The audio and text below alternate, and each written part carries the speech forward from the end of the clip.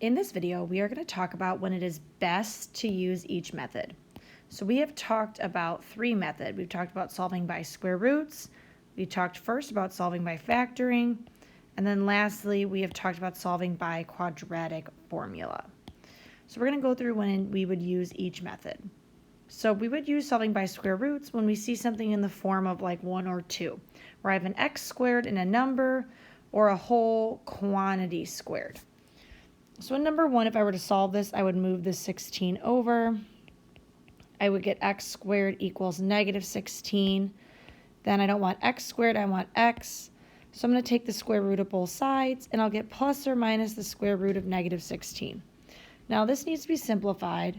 The square root of negative 16 will break into the square root of 16 times the square root of negative 1. And what we talked about was that the square root of negative 1 is equal to I. So my square root of negative 1 is going to become I for imaginary, and my square root of 16 is going to become 4. So x is actually going to equal plus or minus 4i. In the second problem, I have this quantity squared, so I cannot distribute the 2 in because it's squared. So instead, because I can't multiply the 2 in, I'm going to divide the 2 to the other side. And that'll leave me with x minus 3 quantity squared equals 4. Now, since this whole quantity is squared, to get rid of the squared, I'm going to square root both sides. And I'll be left with x minus 3 equals plus or minus 2, because the square root of 4 is 2. And since we're taking the square root of both sides, we get positive or negative 2.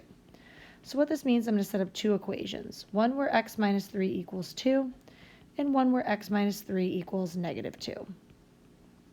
And then I'm going to solve each equation by adding 3. And so I'll get two solutions of 5 and 1. So these would be two examples of how we would use square root method to solve a quadratic equation, and the two formats we should be on the lookout for when we use square roots. The second method we talked about is factoring, and really the big question is it factorable? Can you find two numbers that multiply to said number and add to said other number? So let's give this a try. So in this case, I want to my a is 1, so I just have x squared, so I know it's x times x. Now I'm looking for two numbers that multiply to negative 8, and they need to add to negative 2. So multiply to negative 8, add to negative 2. So let's see if those two numbers exist. So things that multiply to negative 8 would be negative 1 and 8, 1 and negative 8, negative 2 and 4, 2 and negative 4. So let's add across. So if I add these, I get 7. If I add these, I get negative 7. If I add these, I get 2. If I add these, I get negative 2. So boom, boom. These are my winners.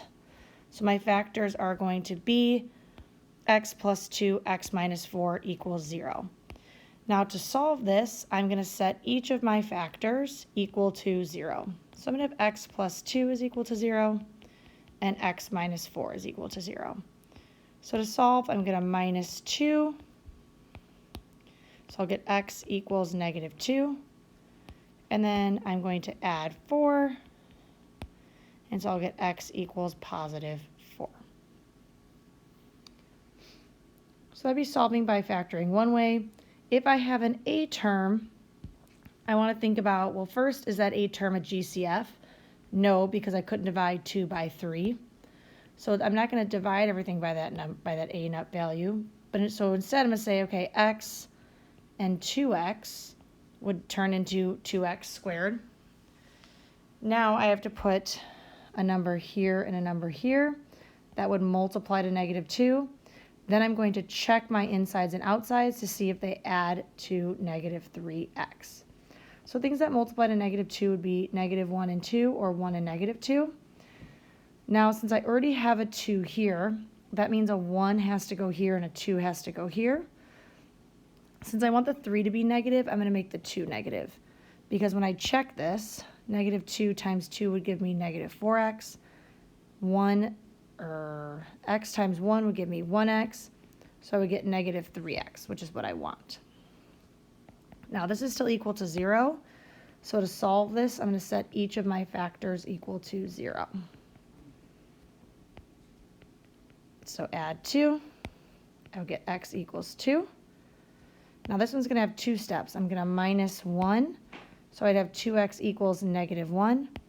Then I have to divide by 2, And so my final answer will be x equals negative 1/2.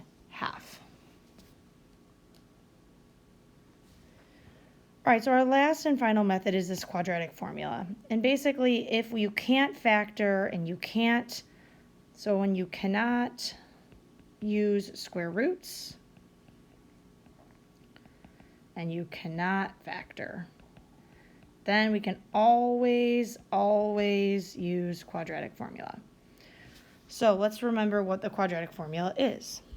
It's x equals opposite b plus or minus the square root of b squared minus 4ac all over 2a. Now, where do I get a, b, and c from? Well, a comes from the number in front of the x squared, b comes from the number in front of the x, and c is my constant. So in this case, my a is 2, my b is 7, and my c is 4. I'm going to take each of those numbers and plug them into my formula. So x is going to equal negative 7 plus or minus the square root of 7 squared minus 4 times 2 times 4, all over 2 times 2. So negative 7 plus or minus the square root of, now I'm going to plug in 7 squared minus 4 times 2 times 4 into my calculator, and I am going to get 17. Now I want to check to see if square root of 17 can be simplified by any of my perfect squares, and 17 is actually prime, so it won't simplify. So this will just be how I leave my final answer.